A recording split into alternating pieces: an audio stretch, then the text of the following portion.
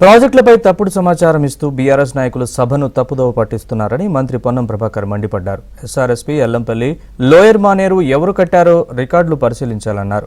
10 ఏళ్ల పాలనలో గౌరవెల్లి ప్రాజెక్టుని ఎందుకు పూర్తి చేయలేదని పొన్నం ప్రశ్నించారు.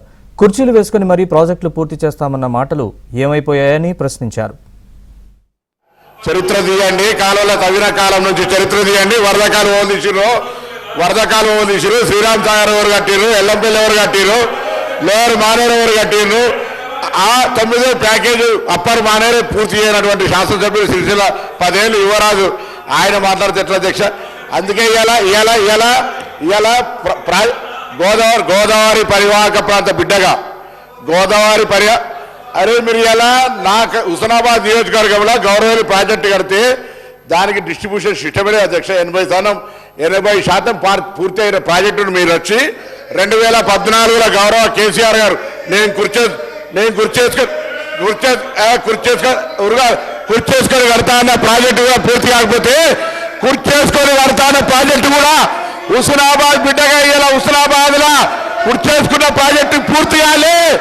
దానికి ఏం చేయాలి చెప్తారు? గోదావరి పరివాహక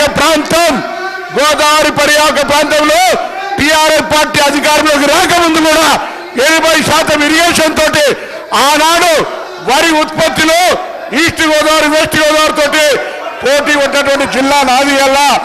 ఆ జిల్లాను అవమానపరిచి ఇరిగేషన్ లేదు మీ మీద వచ్చినామని చెప్తే పొరపాటు అధ్యక్ష.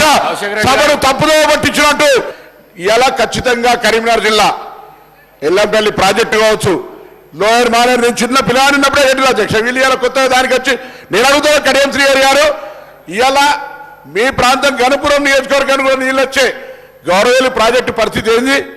ఎందుకు పూర్తి చేయించలేకపోయారు 10 సంవత్సరాల? ఏం పూర్తయింది మాకు తెలియదు. నీళ్ళు ఇవ్వను, ఇప్పుడు నీళ్ళు ఇవ్వనండి. నేను అక్కడ ఎమ్మెల్యేలు గౌరవెల్లి ప్రాజెక్టు పూర్తయిందంటే ఎందుకు నీళ్ళు ఇస్తలేరు అని అడుగుతారు.